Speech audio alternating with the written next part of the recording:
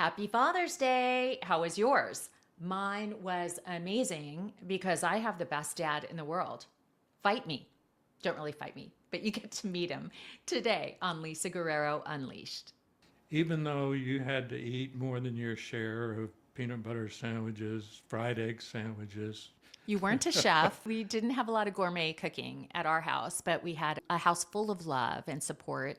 Parenthood is not something that you get a certificate for. You have to earn it and prove constantly that you're deserving of being a parent. Growing up in the Salvation Army, that was drilled into me that you can't just leave somebody lying on the street. And here you are, suddenly a widow with two small children. The other kids felt sorry for me because I didn't have a mother. But I felt sorry for them because they didn't have my father. To Walter Coles. So I dedicated my book to you.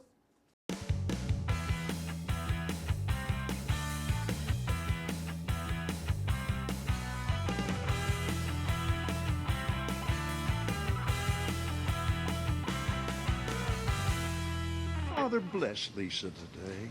Every Mother's Day, I have issues. It makes me sad when I hear Happy Mother's Day, Happy Mother's Day. A, I don't have a mother. She died when I was 8. B, I'm not a mother myself.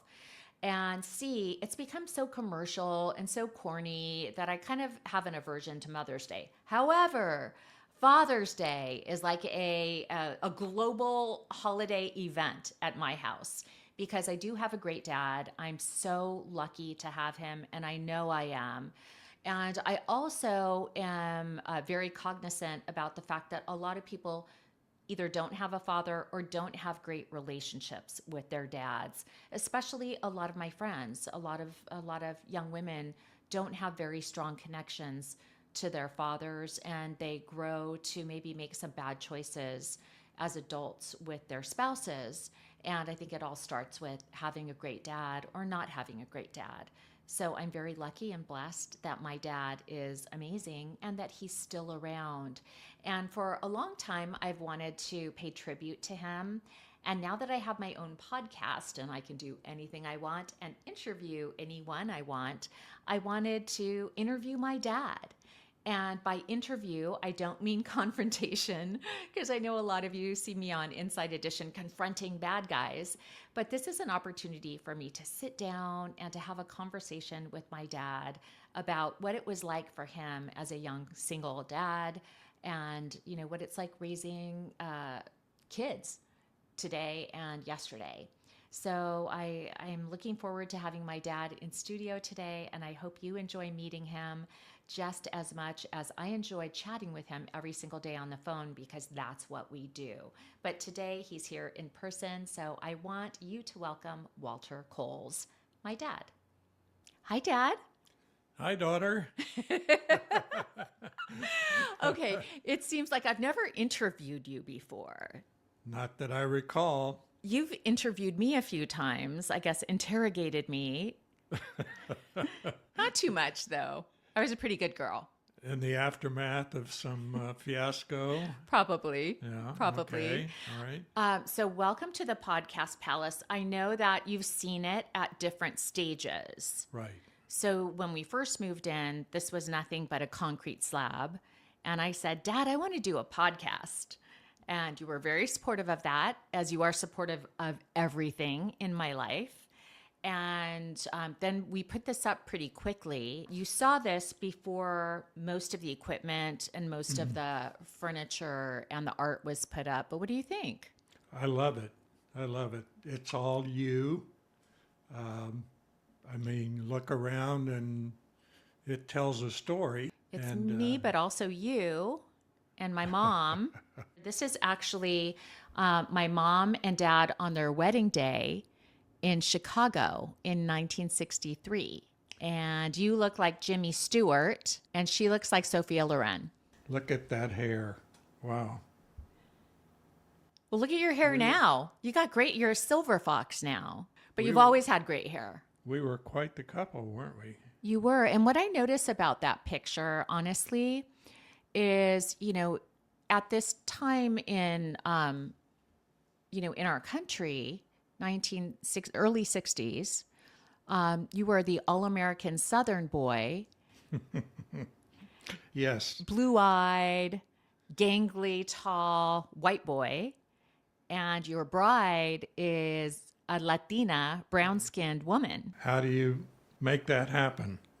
How did you make that happen?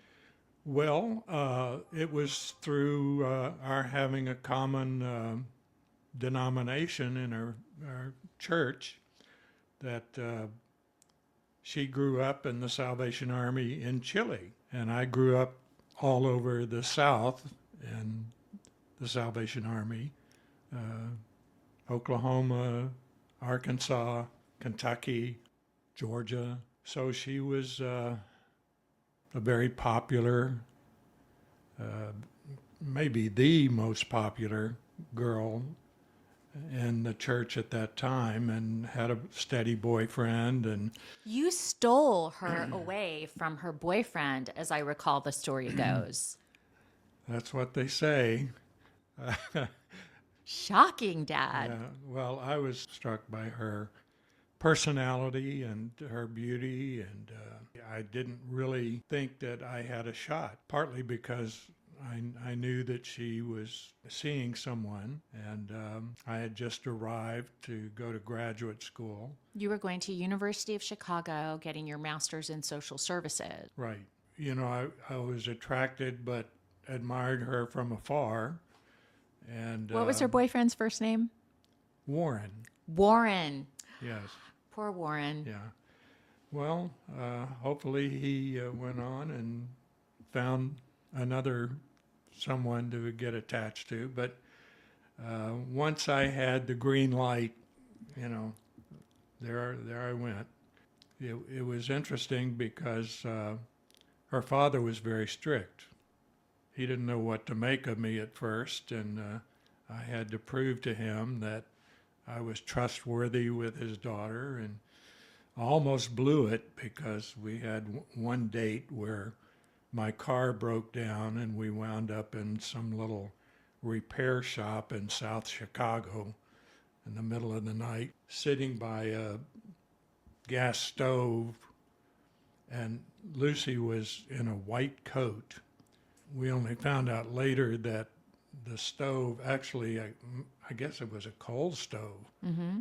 Afterwards, her coat was full of the soot. And but we were late getting her home. And I thought, oh boy, that's the end of that. But fortunately, he had taken a liking to me, and we escaped the worst. You escaped the wrath Yes. of Grandpa Guerrero. Yeah. At the time, this was unusual. As I mentioned, you know, white boy who didn't speak Spanish, from the South, the deep South, to be married to a young woman who was an immigrant from Chile. Yes. And of course, she didn't speak English when she came to the United States. She learned it here in the United States. And when you brought her back to the South, what was the reaction like when you brought Mom back to see your family? People weren't accustomed to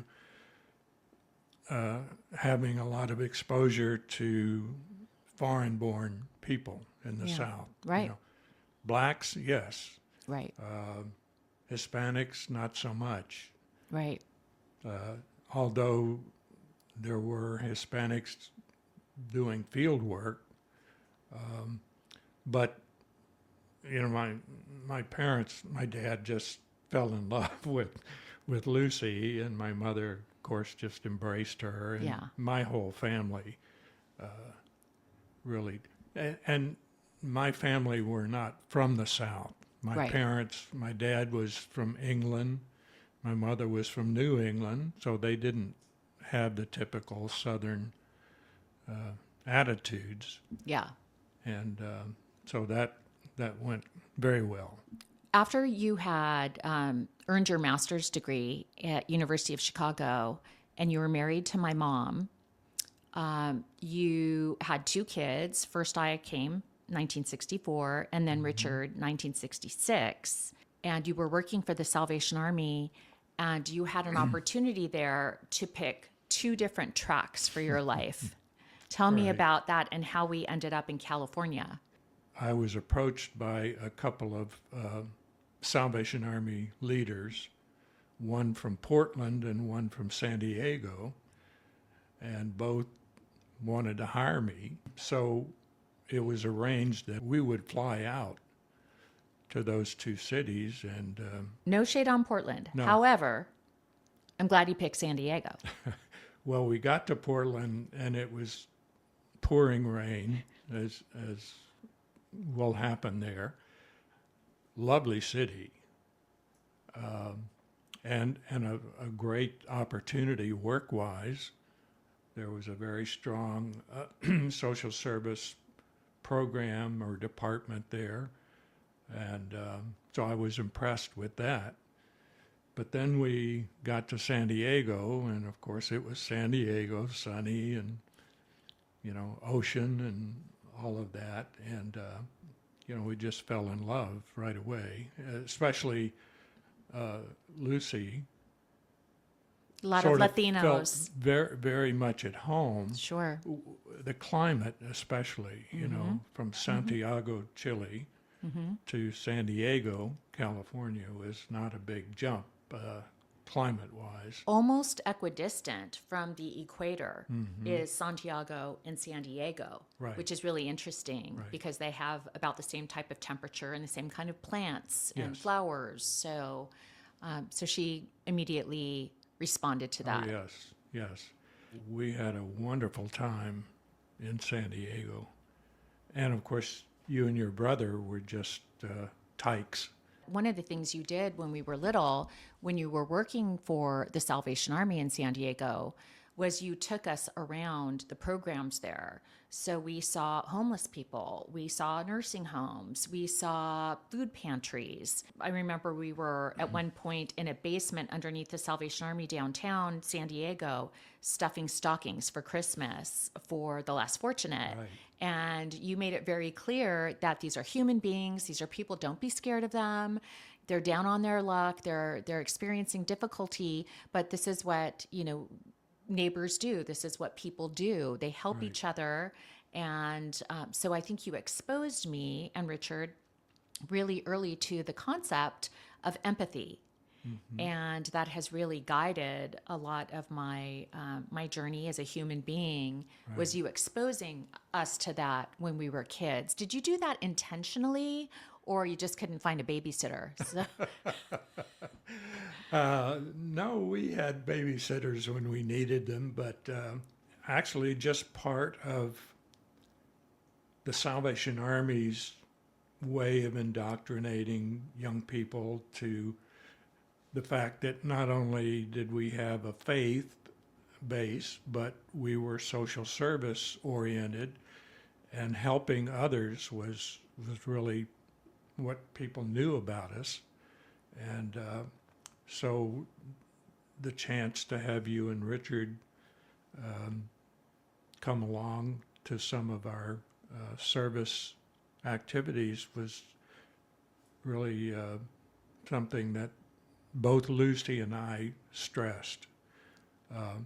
We had a program for troubled young women who had gotten in trouble with the law or had substance abuse problems, and it was called Beach Haven. Yeah, And I remember that.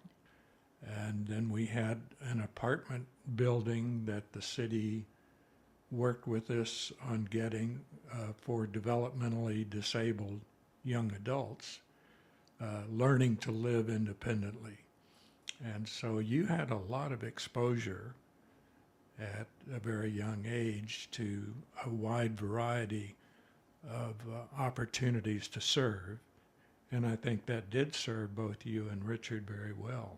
It wasn't until I got older that I really appreciated, that exposure, because it's really informed the way my journalism has gone, and, supporting survivors of crime and being involved with the Salvation Army. Today, I'm on the advisory board here in LA County, and we have a homeless symposium every year. And my dad ran all of the programs in San Diego County at the time. And I remember my dad saying, don't be afraid of these people. They're human and they've just fallen on hard times. and we do a lot of outreach here, and we have a lot of really important programs that I've been involved with because of my exposure to the Army going back from when I was little. And of course, generationally, you know, your parents were Salvation Army officers, their parents were Salvationists, and so on, going back to England. And on my mom's side, going back to Chile Right. through the Salvation Army. So it's really, it go like courses through my blood, this notion of serving others. I had that similar experience as a young person because, again, my parents were Salvation Army officers, so we moved around from town to town, and In Appalachia and Harlan, post-Depression. Kentucky, and Yeah. Jonesboro, Arkansas, and most of those places we actually lived in the Salvation Army building. We didn't have a house to live in. Yeah. So, for example, in Jonesboro, Arkansas, we did have a house. It wasn't our house, it was the Salvation Army's house. But we had a house to live in, but in the backyard was a homeless shelter. So we could walk out the back door 20 feet, and there was the door to the homeless shelter. This brings up a really important, timely part of the discussion, which is the way people view those who are struggling with homelessness today. You've been around it your whole life. Your family has. I have. Right. When you hear people demonizing homeless folks for political gain, how does that make you feel as someone who's worked in this sector for decades? Well, it's understandable because most people have not had an opportunity to get to know people whose lives have been impacted, whether it's by eviction or divorce or abandonment or any number of things, including substance abuse, of course. But there are all kinds of reasons why people wind up living in a tent. They didn't set out aspiring to be homeless, or it's not a thing that they enjoy doing, and it can happen to good people. And once you're there, getting out of that situation is near impossible, particularly with the cost of living, the lack of jobs for people that don't have those kind of skills. It's troubling to me because I think people develop attitudes that aren't based on fact. Another place that I grew up living in was in Washington, D.C., where the Salvation Army had what was called an adult rehabilitation center. And there were 100 men in this building dealing with at the time, it was not so much drugs as alcohol. Alcohol, yeah. Again, my parents and my brother and I lived in that building. We didn't live somewhere out in the suburbs. So every day we ate in the same building, the same dining area. But the men took us under their wings. I learned to play pool at the ARC. Some of them took me to Washington Senators baseball games. They were sort of like uncles. Yeah. These men worked in a warehouse where donations came in, and that created stock for these thrift stores that the Salvation Army has. So my brother and I, after school every day, would go out to the warehouse, and there would be a stack of comic books. And we would go out after school and sit and read comic books until supper time. So we're celebrating Father's Day right now, and that's why I wanted to have you on, is to kind of talk about you as my dad and to interview you, and I never have. And in my book, which a lot of people that maybe are watching this podcast have read, Warrior, My Path to Being Brave, it's a memoir, so I talk about my life. But the beginning of the book, it says, the other kids felt sorry for me because I didn't have a mother, but I felt sorry for them because they didn't have my father. to Walter Coles. So I dedicated my book to you. And I should have brought my Kleenex over here. Dumb. But one of the reasons I wanted to talk to you and one of the things I wanted to ask you about was this period in our lives when... Being a single dad. Thank you for picking up the interview, Dad. Yes. You were a single dad, and she was 29. Richard and I were 8 and 6. We're in San Diego, miles away from extended family. Yes. And she had lymphoma, and she passed away very suddenly. So I think we became aware that she was sick around Christmas, and she died just before Valentine's Day. Yes. So within months, she passed away, leaving you a young man with 2 small kids. And I guess one of my questions for you is, how were you able to navigate that? You had a full-time job with the Salvation Army Right. as a social worker, director of social services, caring for other people. And here you are suddenly a widow with 2 small children. Right. What was that like? Well, as you say, her parents, her family were in Chicago. My parents were in Arkansas, and we were on the West Coast. So, yeah, we had no family support. The church was very supportive, but obviously could only do so much.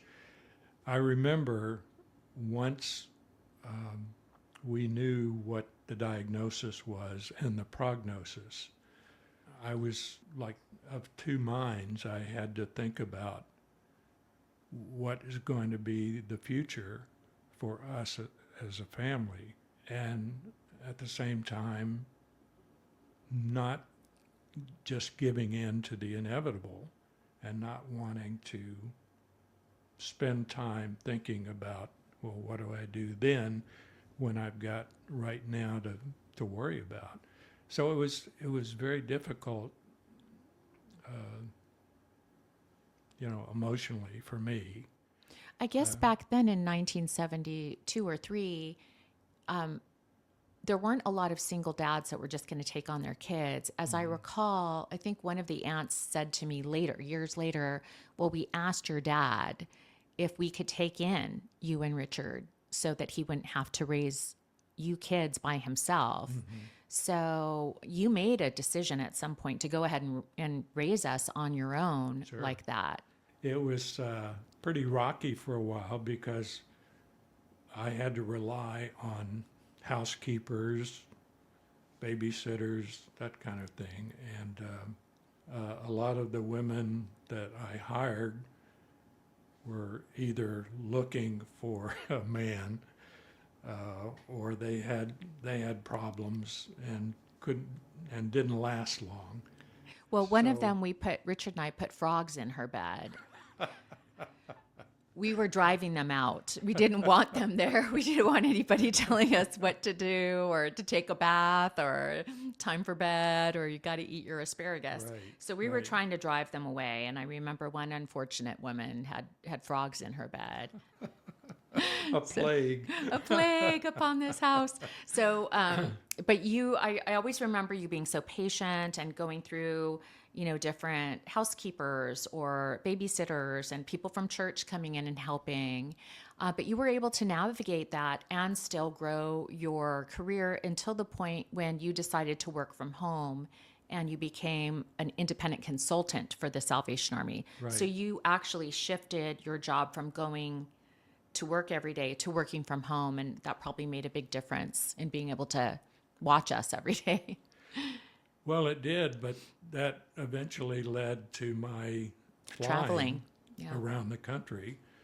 When it was all said and done, I had done 503 community studies from Times Square in New York to Palm Beach to Alaska, everywhere. And so that meant engaging people to watch you usually for 3 or 4 days. Luckily, we were angels.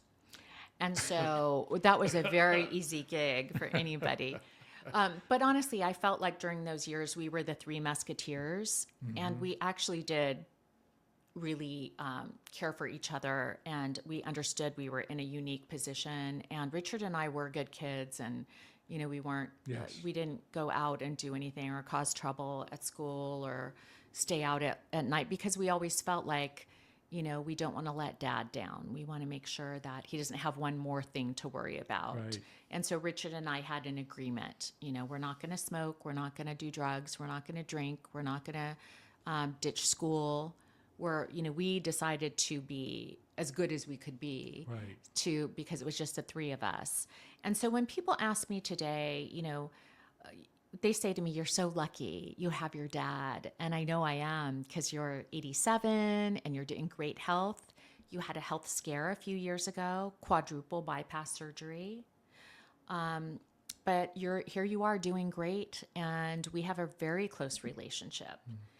We talk every day. Even though you had to eat more than your share of peanut butter sandwiches, fried egg sandwiches. You weren't a chef. Yeah. I joke that we would have, like, Monday night would be McDonald's, Tuesday night Taco Bell, Wednesday night pizza night, or, Right. and we always had a lot of ding dongs and Hot Pockets. Hot Pockets. Yeah. We didn't have a lot of gourmet cooking at our house, but we had a house full of love and support.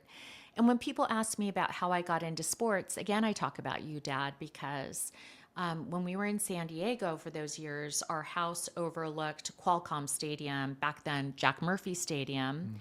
And, I wanted to be a quarterback. And you would say, then let's go outside. And you taught me how to throw a football. And you enrolled me in Bobby Sox. So I learned to love baseball. You were so good at softball. You really were. Had you been born in this era, you could have been a professional softball player. I loved softball. Yeah. I played first base and I pitched. I was long and lanky. Very and, athletic. And you really taught me the love of sports. And so it became natural to me as I got older to want to be around sports, because you and I shared that language. Richard wasn't into sports. He was into music and art. But it was you and I that really loved sports. Right. And so when people say, well, how did somebody that looked like you, a cheerleader for the Ram, how did you get into sports? I always had a love of sports because of you. And so that was interesting how we bonded through that as well. Yes. And, so here we are years later. The other thing that I'm kind of more notorious for in these past years is being very vocal about politics. And to me, again, it's a natural extension of being empathetic towards those who are struggling. That's part of, how you raised us to be empathetic and to think of others. But it also translates into a person who tries to put themselves in other people's shoes when it comes to being a marginalized person. Obviously, I'm a woman, so I understand misogyny in the workplace. I've dealt with it, as you know. And, I think it's kind of a natural thing to be progressive. I can't imagine being MAGA. I just can't imagine being a Trump fan. Right. Given my upbringing and given my cultural identity too, as a Latina on my mom's side and as somebody who's a social worker's daughter. Right. Like, how could you follow this man who I think is a monster? Right. And so you've been very outspoken about politics. I often think, like, you would have been an amazing mayor or governor or president. I mean, of course, probably every kid thinks my dad, could be president. My dad, but I really feel like you are in the mold of a Biden, a Kennedy, one of the good ones. You know what I'm saying? Yeah. But I mean, because you are a spiritual person, you are a Christian, and you've always been guided by your ethics. But at the same time, you don't judge anybody. You don't judge anything. And you've always been very open-minded. We either look the other way, or we have to realize that those problems aren't going to solve themselves. And whether it was FDR or, John Kennedy or whoever, there were people that had to stand up and be very active in changing the way we approach issues and come up with solutions either from the government or from the private sector. And growing up in the Salvation Army, that was, sort of drilled into me that you can't just leave somebody lying on the street. You got to do something. Yeah. In fact, that's what William Booth taught. Was he told his oldest son, he said, do something. When the son brought a problem to him, the response was, do something about it. You bringing William Booth into this as the founder of the Salvation Army, when he realized that he was getting older and passing on, he made his daughter the next general. So he was a feminist. He wouldn't have used those words back then, hundreds of years ago, but to have your daughter take over a major church was really groundbreaking and progressive at the time. And, you are very progressive.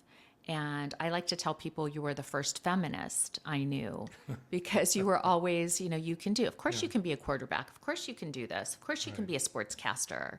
Right. You really have always encouraged me and Richard to pursue whatever our dream. When I said I want to be an actress, you weren't like, you'll never make a living doing that. You said, well, you better take acting classes and you better learn that craft.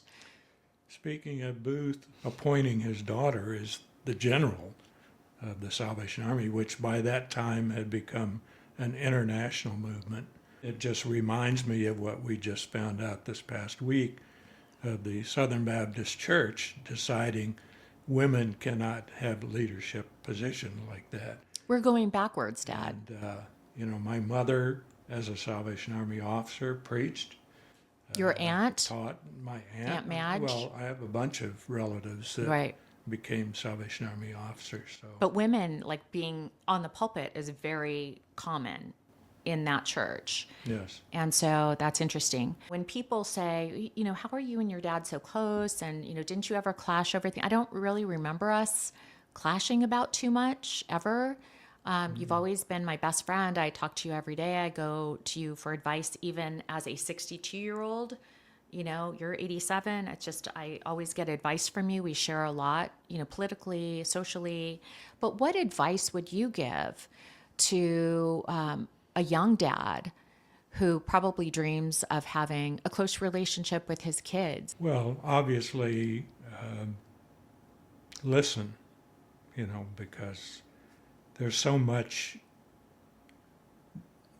that you don't know as a parent about what your child is going through, what their challenges are, as well as what opportunities are there for them that you didn't have when you were that age. So there's a generational gap that has to be bridged, and you start by just finding out as much as you can about what's going on with them. Initially it may sound like something you need to, punish them for or scold them for, but, you need to sort of bite your tongue and say what's going on. And I'll tell you, being a parent today, I couldn't do it. I don't know how you guys do it. God bless you, parents today. Exactly. It's with this stuff, social media, drugs. It's I can't imagine. Cold death. And if they're dealing with a situation like ours where an extended family is far away, it just seems impossible. But at the same time, kids today, despite what you may observe, just their behavior may not be understandable to you, but these are smart kids, and they want to do well. They want to succeed. and they're going to have a lot of opportunities we didn't have. Parenthood is not something that you get a certificate for. You have to earn it and prove, constantly that you're deserving of being a parent. Yeah. Earn it. So, Earn it. Well, things were tough when we were younger and we grew very close, but also you got remarried and you had another son, Matthew, who is my half brother, Matthew, who did struggle with substance abuse and mental health issues, and he passed away. And it really was difficult for you and Pam. It's been several years since he died, but I can't imagine that it ever gets easier if you've lost a child. I think about this a lot with Grandpa and Grandma Guerrero. When my mom died so young at 29, Matthew was actually just older than she was. And the pain you must feel, the pain Grandma and Grandpa felt, I don't think getting over the loss of a child is ever a realistic goal. I don't think you can. right. And in Matthew's case, from a very early age, two, he was very anxious, and was afraid of this, that, and the other, and it grew into a problem with socialization, and one thing led to the other, and so it was really a mental health issue from the From the word beginning, yeah. go, and so the drugs appeared. We're an extension of that, Yes. self-medication Yes. because of the anxiety, yeah. And he went to the Salvation Army's Adult Rehabilitation Center on 2 occasions Yeah. and just could not do it. He was a wonderful son when he was himself. Yeah. He was musical like his brother. He could play a guitar like crazy. He skateboarded wonderfully. There were a lot of qualities about him that made it even more difficult to lose him, Yeah. because he was a very sweet child. I brought that up in order to illustrate, the fact that, again, Father's Day, it has a lot of different meanings for different people. I used to, as you know, really hate Mother's Day. Mother's Day has been painful for me my entire life since my mom died. And, when people would say, "Oh, happy Mother's Day," or we'd make crafts at school for moms. Right. And I would have to go sit in another classroom, or they would excuse me to go into the lunchroom during that time because it was so Right. painful. Right. And even to this day, when I get a Happy Mother's Day text from Best Buy, there's a special on whatever, I would get so angry at it because it's like, don't you understand? We don't all have mothers. And Mother's Day isn't always a happy day for all of us. The same could be said for Father's Day. And I know that, when I get to celebrate you and those of us that have dads get to celebrate our dads, it's also a painful time for other people. And so I'm just so excited that every day that I have you and that we get to have this relationship, I'm so thankful for it. And I wanted to kind of center you on this day, but also say that you've not had an easy time being a father. Yesterday was the anniversary of Matthew's passing, and especially hard for Pam. Yeah, his mom.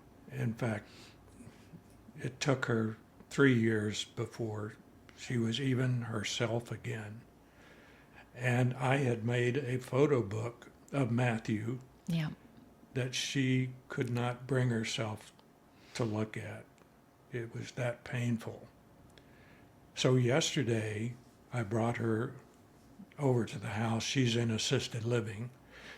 Brought her over to the house because we were going to have lunch and then go through this book, which she eventually was too tired to do. But she was, at 6 years, it took her to even be able to face some of the pictures that were in that book. Yeah.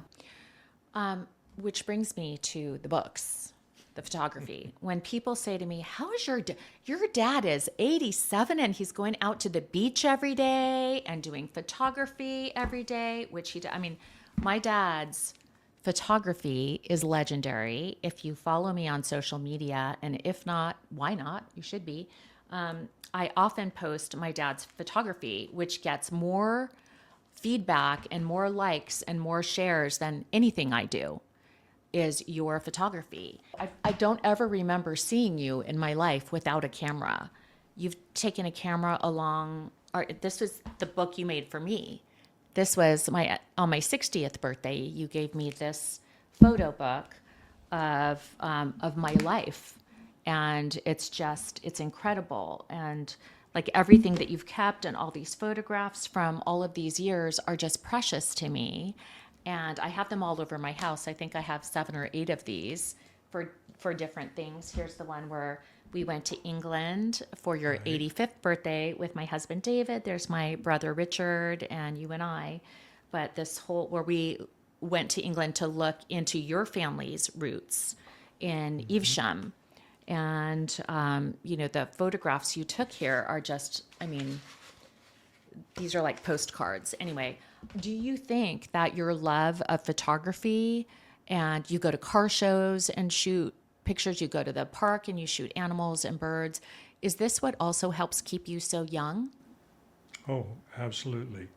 It's great exercise to start with. Walking on the sand on the beach, looking for, birds to shoot or sunsets or sunrises, couldn't be better exercise. But I think just being in nature, appreciating, flowers, birds, whatever. Even if I'm going to the same spot, I'm going to see different things. Like there's no 2 sunsets alike. I highly recommend photography. And I know a lot of people do that with their cell phones, which is great, but I'm old-fashioned. I've got to have the lenses, the flashes, the tripod. What's your camera that you use? Because people ask me that all the time, and I forget to tell them. I forget what it is. Sony sort of developed a lot of the innovative things that I was looking for. So I've been a Sony photographer for probably the last 12 years. There are so many great pictures of you that I have throughout your life, from your boyhood and through work and college and being a musician yourself and a photographer.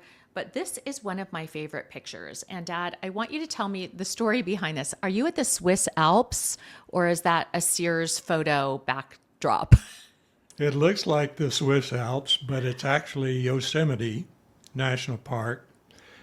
And interestingly, Lucy took that picture. My mom took this picture. Your mom took that picture. In fact, she was a photographer before I was. She worked for the Salvation Army's headquarters in Chicago in their communications department. And part of what she did in Chicago was photography. And so when we were married, she's the one that carried a camera around, and she took that picture, which is a fantastic picture. Now I can see that is Yosemite. That's Half Dome, right behind you. Yeah. This is a great picture. It's a wonderful picture. I do have some of her photography around the house. Of course, we don't have a lot of it because she died so young, but what an amazing image this is. Isn't and it? You can tell that she was in love with you, because this is through the eyes of somebody who loves someone. You look so handsome. That is great. What advice would you give to people who have a parent who's now getting into their 60s and beyond?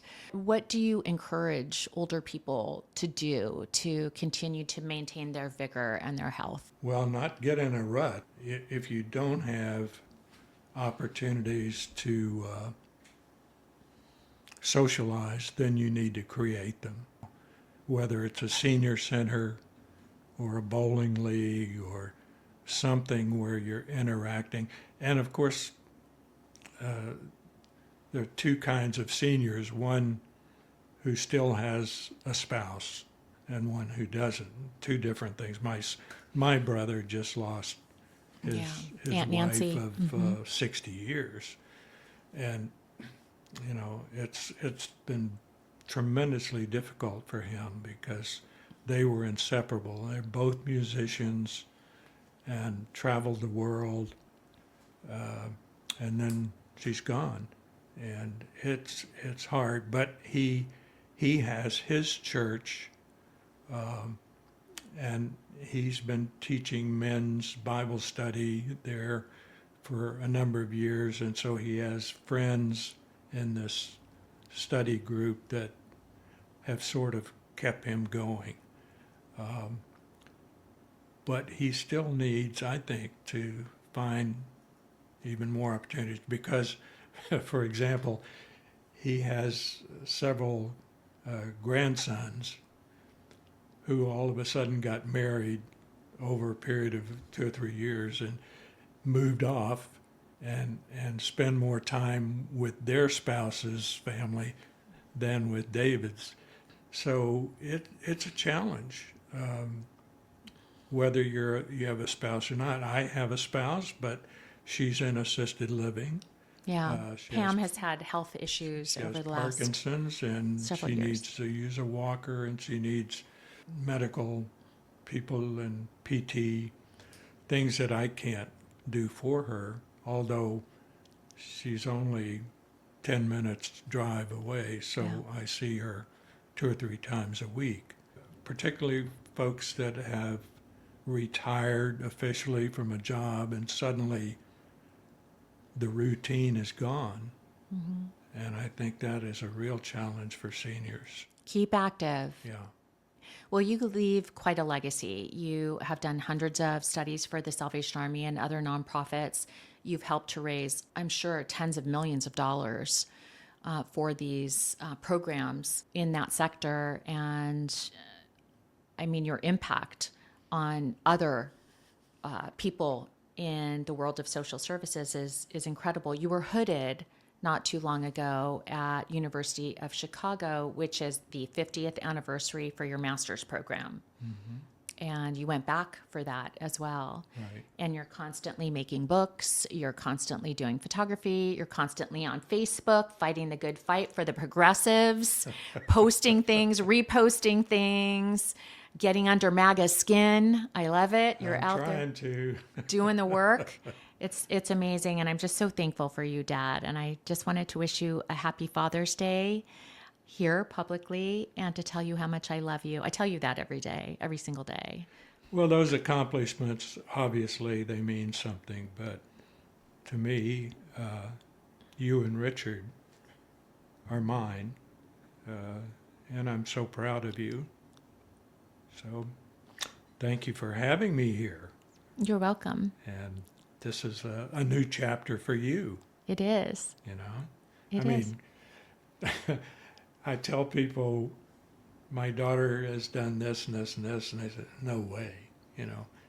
So it sort of sounds like you've inherited that mantle of reinventing yourself over and over and over again. And I think that particularly in these times when things change constantly, you've got to be able to, quote, reinvent yourself. Yeah. And Well, otherwise, the world's not going to wait for you to do that. That's right. I mean, we talk all the time about AI, the death of legacy media, the direction that politics is going in, economics, the mergers, the billionaire class. Like, we talk about this all the time, you and I. So there's a lot to be concerned about. But the only way to keep moving forward is to adapt and Yes. is to change and to reinvent yourself. My message is always pretty much the same. I'm a warrior. You can be a warrior too. Here's how you push back. Here's how you take your pain and turn it into power. It's what I do speaking. I'm a keynote speaker, as you know, and that's what I speak about. So, I mean, it's always really, I haven't changed. Just the platforms have changed that I'm, doing my work. But anyway, I just wanted to thank you for being here, and I I'm love so you. proud of you, and David too. I mean, what an incredible guy he is. Sorry he's not here today, but You'll see him this yeah, weekend. yeah. We're coming I to visit mean, you. you guys came together at a perfect time for each other, and you have a wonderful life. So, So blessed. yeah. So blessed. Starting with the best dad in the world. Sorry, everybody, I got him. You'll have to settle for second best. Thank you. Love you. Now that I've wiped my tears, I'm ready for the AMA segment, and I'm so excited to bring back in my pal, my friend, 10-time Emmy Award-winning producer Benji Kays. Hi, Benji. How's it going?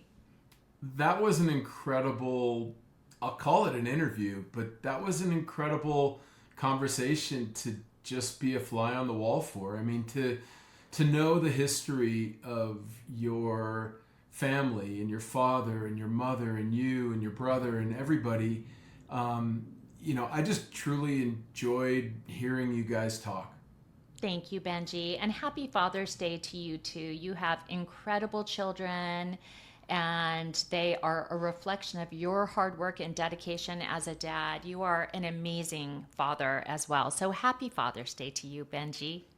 Thank you very much. That is very kind of you, and I will always accept that with open They're arms. amazing. You and your wife did a great job. You and Kathy did a great job with those kids.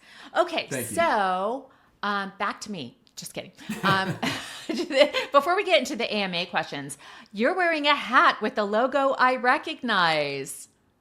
There it is. That is a Parasound logo on my new favorite hat. And, we're doing a cool thing in the AMA segment where when local business sends in a t-shirt, I am more than happy to wear it. But in this case, the Parasound hat is really raising the bar in the AMA segment.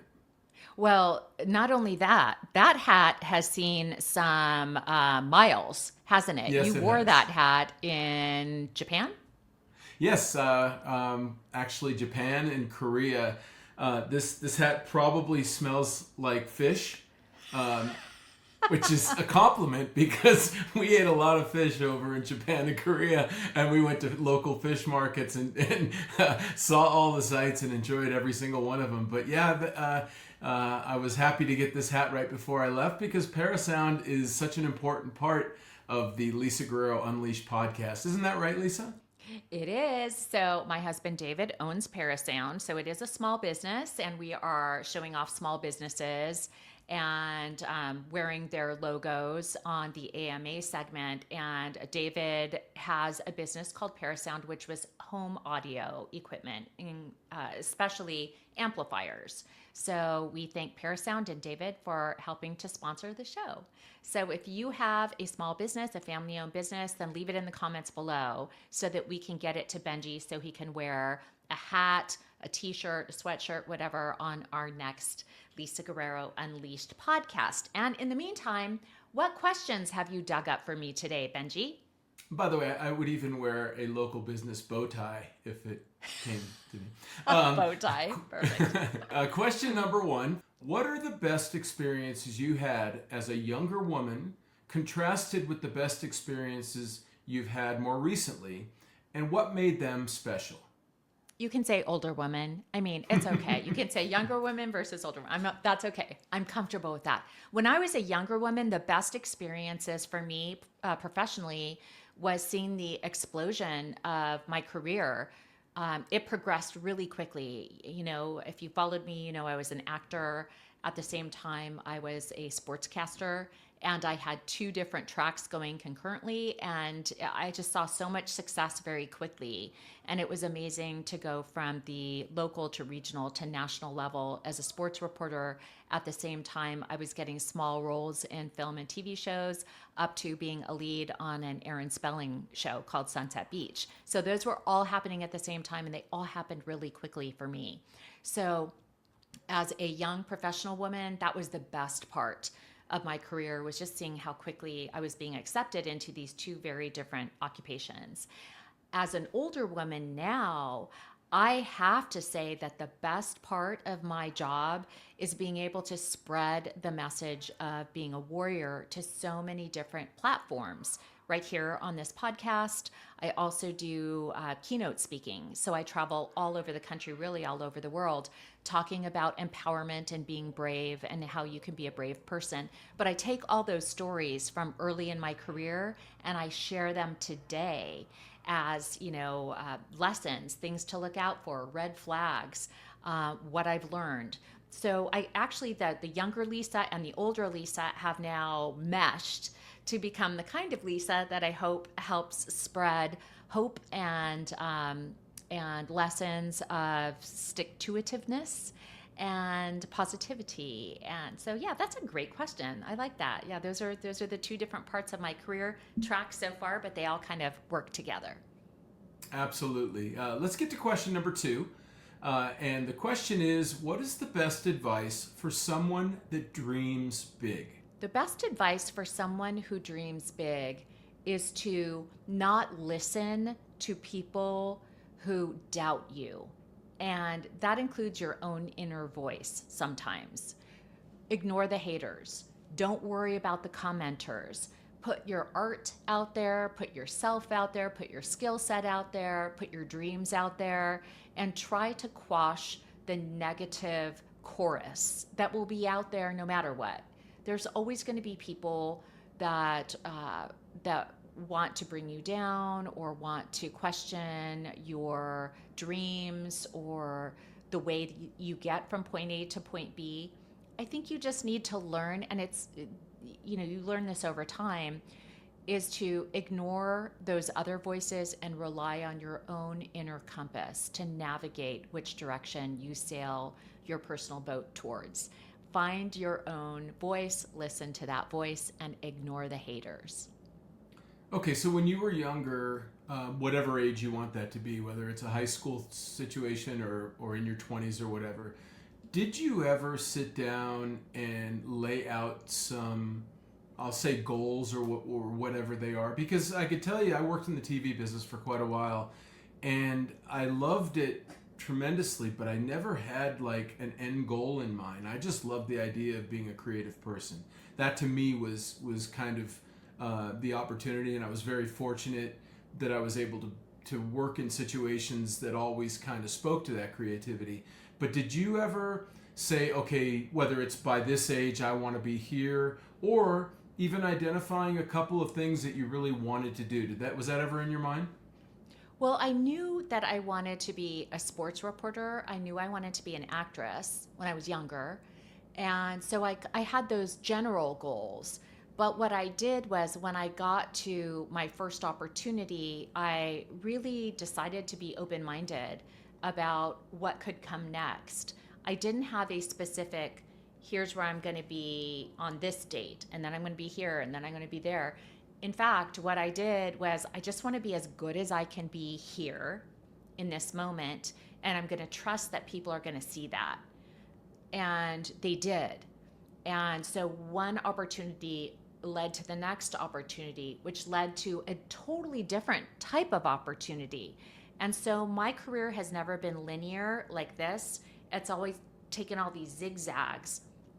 And I'm so glad that I did that, because I got to experience so many different types of things. I'm in Egypt on one assignment with the great Hugh Downs. And the next day, I'm, on the set of Best Damn Sports Show with a bunch of knuckleheads. And the next day, I'm, hosting a reality show on VH1. And the next day, I'm, doing investigative reporting. So I really just followed whatever the opportunity was that day.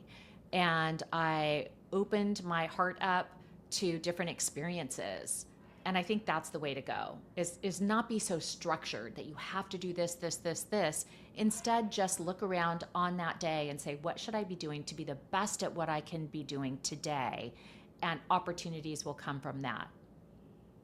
Well, I'd say you've been able to check a whole lot of boxes on that list in your time, and there's a tremendous amount to be pretty proud of. So plenty more ahead, too.